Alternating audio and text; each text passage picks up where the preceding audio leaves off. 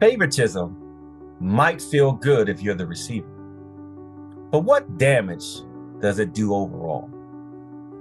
Last week, that was the theme for our lesson. Faith on display in your relationship. And we were using scripture, James chapter 2, verses 1 through 13 as our foundation. And what we discovered is faith and favoritism don't go together.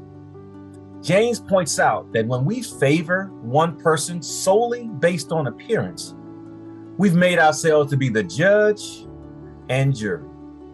And the outward appearance is a poor substitute for a real relationship. And our God is impartial. And so James points out that if you give preferential treatment to the rich who oppresses the poor, you're aligning yourself with God's enemies.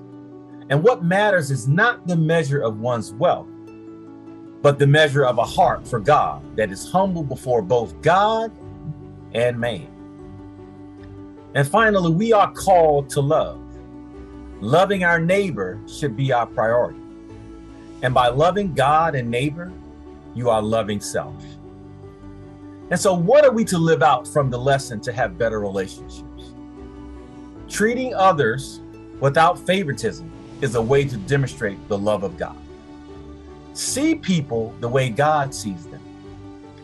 Demonstrate God's love to others and make sharing our faith our priority.